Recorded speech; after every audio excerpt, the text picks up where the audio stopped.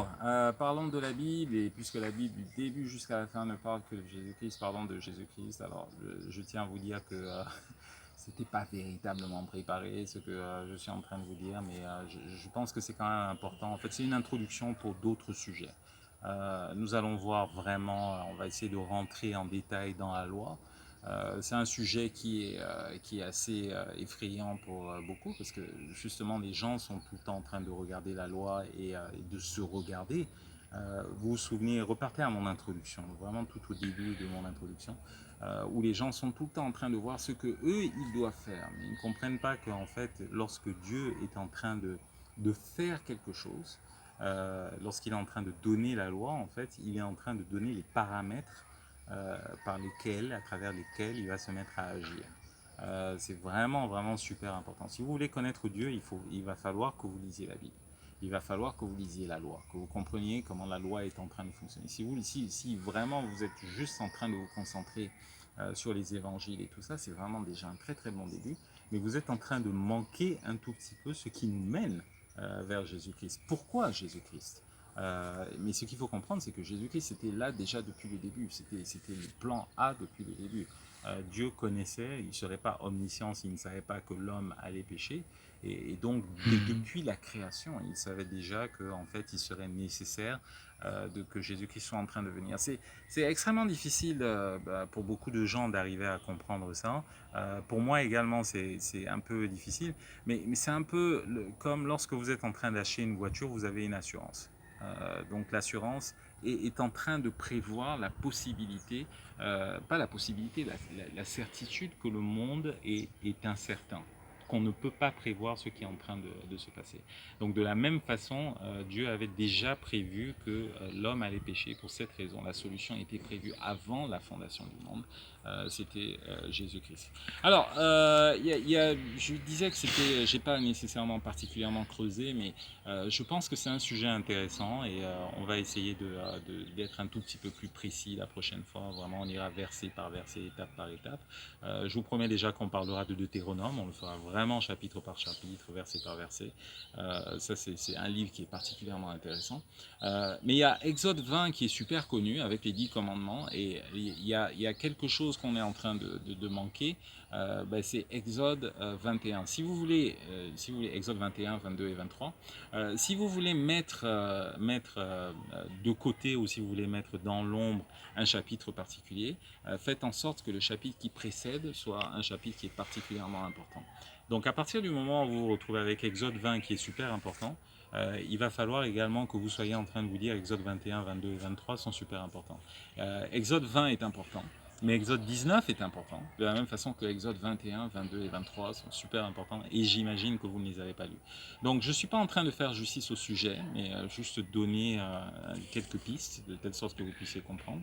Alors, il y a des lois relatives à la liberté, à la vie, et c'est vrai que lorsqu'on est en train de les lire, ce n'est pas nécessairement des choses qui sont particulièrement intéressantes ni adaptées. Voici les lois que tu leur présenteras, ça c'est le chapitre 21, Exode 21. Si tu achètes un esclave hébreu, il servira 6 années, mais la 7e année, il sortira libre sans rien payer. Alors on continue, il y a vraiment tout un ensemble de lois qui sont des lois qui sont bien, hein, je veux dire, éthiquement et moralement, si on les a, c'est des choses qui sont particulièrement bien pour organiser une bonne société.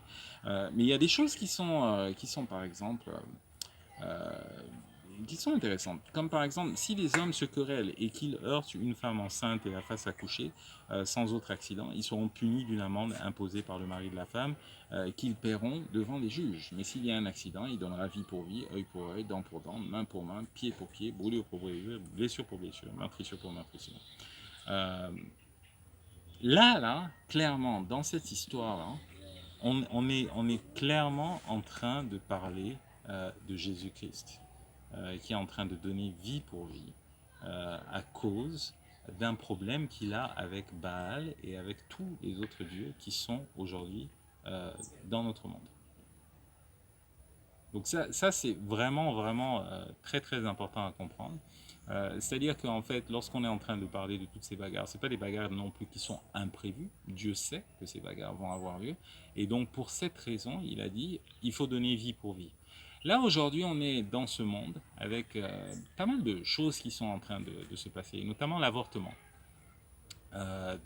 Sujet très sensible, où est-ce que l'avortement commence, est-ce que la conception commence à la naissance, pardon, est-ce que la vie commence à la naissance ou est-ce qu'elle commence à la conception? Dieu est en train de définir toutes ces choses-là et normalement ça commence à la conception, d'accord? Donc à partir du moment où quelqu'un est en train de perdre la vie pendant la grossesse, ça devient un des cas où justement les choses sont en train de s'appliquer. Parce que Dieu a lancé une malédiction sur tous les gens qui ne maîtrisent pas la loi ou qui refusent d'obéir à la loi. Et donc, du fait que ces gens-là ne soient pas en train de respecter la loi, il est dans l'obligation, puisqu'ils sont en train de perdre, il y a une bagarre qui est en train de se passer entre Dieu et entre les différents dieux qui sont en train d'exister, entre l'Éternel, Yahweh d'un côté, et les différents dieux qui sont en train d'exister. Et dans cette bagarre, dans ce conflit, il y a des gens qui sont en train de perdre leurs enfants. Donc, Yahweh est obligé d'intervenir, puisque lui fait partie de la bagarre. Et c'est pour cette raison qu'il a dû mourir. Je ne sais pas si vous voyez un tout petit peu la chose. On n'est pas juste en train de parler de lois qui sont des lois pour des personnes. Encore une fois, ces lois, en tant que personne, ce serait une bonne chose. Deux hommes qui se battent, une femme qui accouche à cause de la bagarre, ce serait une bonne idée qu'effectivement, il y ait des restrictions par rapport à ce genre de choses.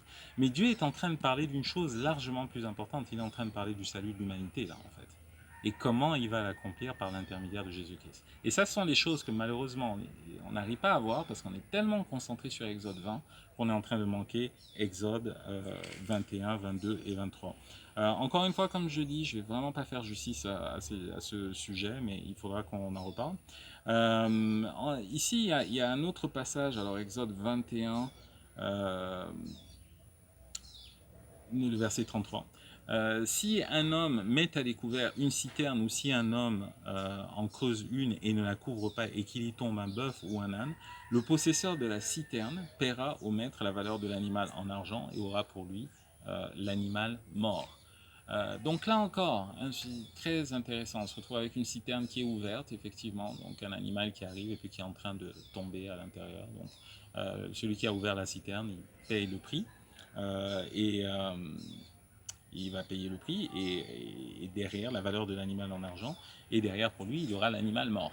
D'accord. Euh, voilà où ça devient particulièrement intéressant. L'homme est le bœuf de l'Éternel. Vous n'y avez pas pensé à ça, moi non plus. Je l'ai lu quelque part. L'homme est le bœuf de l'Éternel. Donc tout d'un coup, on a un bœuf qui est en train de se promener et il y avait une citerne qui était ouverte.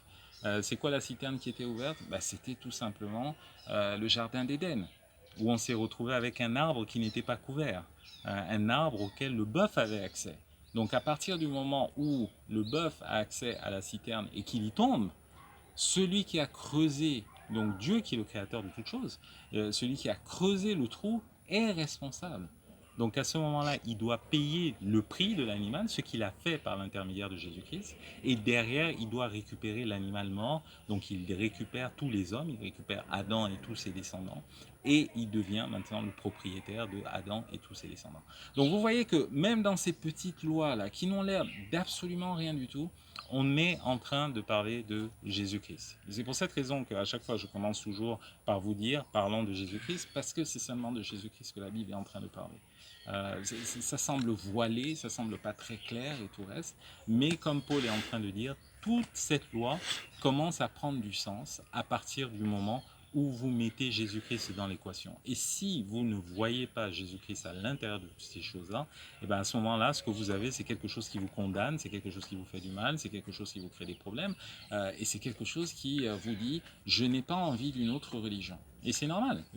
Personne n'a envie d'une autre religion, d'un ensemble de règles qui va leur faire mal, qui va leur faire se sentir coupable et qui va leur créer des pressions et des difficultés dans leur vie. C'est absolument formidable. Mais c'est absolument acceptable. Mais à partir du moment où vous êtes en train de voir Jésus-Christ dans toutes ces lois, et on aura l'occasion de revenir, vraiment je m'excuse encore une fois, je ne ferai jamais assez, quand on aura l'occasion de revenir sur toutes ces lois et de voir l'application en termes de Nouveau Testament, donc ce que Dieu est en train de s'engager à faire, à ce moment-là vous aurez une vision vraiment absolument formidable de notre Dieu qui a pris l'engagement, et c'est irrévocable, qu'il va sauver toute l'humanité que en fait sa gloire se reflètera dans toute l'humanité, comme vous pouvez le lire dans Nombre 14. C'est sa responsabilité, c'est son vœu. Donc voilà, ça conclut un tout petit peu, en partie, le passage sur la Pentecôte, donc sur la loi. On se retrouve donc avec les enfants d'Israël qui n'ont pas voulu écouter cette partie de la loi là, et c'est pour cette raison que lorsqu'ils arrivent sur la terre promise, ils n'ont pas de foi en écoutant la loi et en écoutant la voix de Yahweh, Yahweh qui est devenu Jésus-Christ. Lorsque vous écoutez ça, à ce moment-là, vous êtes en train de vous dire la terre promise, finalement, c'est pas grand-chose. Mais si vous n'avez pas la loi qui est écrite sur votre cœur, à ce moment-là, il y a peu de choses que vous allez réaliser dans votre vie. Il vous faut d'abord arriver à avoir la loi écrite dans votre cœur pour arriver à vous en sortir dans toutes les difficultés, tous les problèmes que vous allez rencontrer. Donc voilà un tout petit peu, ce qui conclut un tout petit peu la Pentecôte. On reviendra encore sur la loi, on reviendra encore sur Deutéronome, qui veut dire deuxième loi. On reviendra sur certains passages d'Exode, parce que c'est vraiment des passages qui sont très intéressants. Mais en attendant, on continue sur les fêtes, et la prochaine fête, ce sera donc la fête des trompettes. Portez-vous bien, ciao.